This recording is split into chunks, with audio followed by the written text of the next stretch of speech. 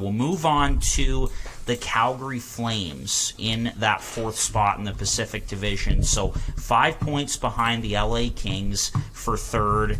They've got 51 points in 44 games. The Flames have won 2 in a row. They were able to get by the Dallas Stars and avoid the complete collapse. They were up 6-2 in that game and ended up just getting by them 6-5 over the weekend. So the Flames look like they're starting to turn it around a little bit. It's been an up-and-down season for Calgary, no doubt. Jacob Markstrom has really struggled. Case, your grade for the Flames midway through. Another one I was kind of torn on the grade here. I couldn't figure out if this was a B- or a C+ team. I landed on B- because they have started to turn things around, but I think 2 weeks ago I would have called them a C+. The positives that I have for these guys is, well, they have the players. The players are there. There's a lot of underperforming going on in this team, so that's a positive that could also be a negative. Another positive that could be also a negative is their defense has been really good. Like the negative part of it is they seem like the New York Islanders of the West all of a sudden with worse goaltending, or underperforming goaltending. They play a real good, tight defensive game, but they can't score goals. That's the negative part of it. Again, the one more positive, they're in a playoff spot right now, surprisingly. And then in the negatives, I have the new boys as negatives. Huberdeau has not been who he was in Florida, and Mackenzie Weegar hasn't really stood out to me either in Calgary, which I'm a big fan of his, so I'd like to see him turn it around. And then my other negative is Markstrom, because he's on my fantasy team and he was a top 3 fantasy goalie last year, and he's like ranked 295 right now in the league. He's struggling. They're kind of going, I'll call it 2A, 2B with him and Vladar at the moment. They haven't got the goaltending. They haven't got the goals. And so I do have them as a B- here. Yeah, there's a lot going wrong with the Calgary Flames right now. And I mean, I think to a certain extent, you can kind of just chalk it up to like a new look, right? Like, can't you, to a certain extent, like just new guys in trying to adapt to a new system for them. And sometimes it just takes a while. But to your fantasy point, Case, Markstrom, I had him, I forget which league last year. It was either our league or my other league. It was our league. It was our league, yeah. And he was really good in fantasy, and really thought about keeping him as well. Thank God I didn't, so have fun with that. They're going to get better, though, and he's going to get lots of wins. But another one is Huberdeau. In my other league this year, Huberdeau went as a first-round keeper, and he has been just, like, I believe he's under a point per game. He just hasn't looked good all year. And, if you're a Flames fan, at this point, you might be missing a player like Matt Tkachuk. You might be missing Johnny Gaudreau, both of whom are having pretty good seasons, Tkachuk especially in Florida, despite that team not being very good.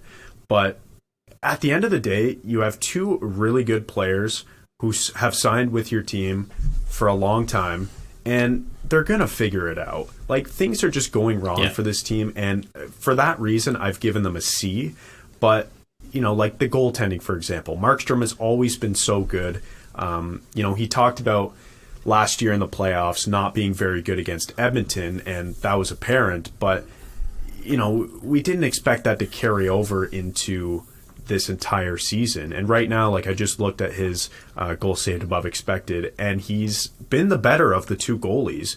Mind you, he's been almost exactly league average, which, for a goalie who was considered last year as, I would say, top 5, maybe even top 3 with all the wins that he got and the numbers that he put up, it's just not good enough. With all that being said, I think they'll figure it out. There's some definite positives. The Mangiapane line has been starting to heat up recently. And like you said, Case, their defense is good. So they're in a playoff spot right now. It doesn't seem like they're going to lose that spot. And they're fine at this point. But I can't give them more than a C because of all the underperformances on the team. Yeah, I went a little higher with the Calgary Flames, and this is really the first one where we're all kind of different. I went with a B with the Flames. I like Calgary. I think they're a much better hockey team than their record shows right now, and obviously Uyghur and Huberdeau kind of stick out like sore thumbs. Complete system change for those two guys. They went from kind of that run and gun, high flying offensive style in Florida to more of this defensively structured system that Daryl Sutter has in place in Calgary. The blue line has been pretty good, although they do miss Oliver Shillington, and we don't really know what's going on with him, but he's been out. They definitely miss him as a top four defenseman. And then the goaltending. Vladar has been better out of the two. With Markstrom right now, it's all up here. His confidence is kind of in the toilet. We've seen some pretty rough post-game interviews from him that, he's saying, I suck tonight, I got to be better, it's all on me, blah, blah, blah. But Markstrom is a good goalie. He's committed there for a long time. He will figure it out. And then the other thing with the Calgary Flames to get them to improve even more is give some of their young players a shot. Like we saw how Adam Ruzicka played for a while there. He's kind of dipped a little bit, but he got an opportunity and he ran with it. Jacob Peltier, Matthew Phillips, who's been up a little bit as well. And we're talking about the goaltending being a concern right now, and it may continue to be with Markstrom on that deal. But man, Dustin Wolf has absolutely been tearing it up in the American Hockey League for Calgary, so that is certainly encouraging. But I like the Flames, and I don't see them outside of the playoffs. They're too good of a team. They're better than what they've been so far this season, so I had to settle on a B. And being built from the back out, like that's a playoff team, 100%. So if they get in, for sure, like they're going to be a tough out, similar to a team like LA. Though built completely differently, they're going to be a tough out. Money Puck has them at the second best odds to win the cup. Yeah. Wow. I find that unbelievable. But a lot of it has to do with them being in the West. Only one team can come out of the East. And the team that comes out of the East is going to be battle torn. Yeah. So yeah. I think that has a lot to do with it. But yeah, Money Puck has a lot on them. I would say those odds are probably also coming from the fact that Calgary's defense they have some of the best pairings in the league year over year in terms of controlling the expected goals. So I would assume that they have at least two pairs in the top 20 in those categories. So they control the chances really well.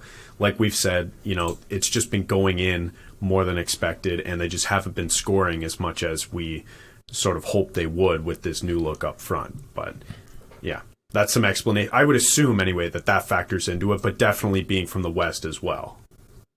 Yeah.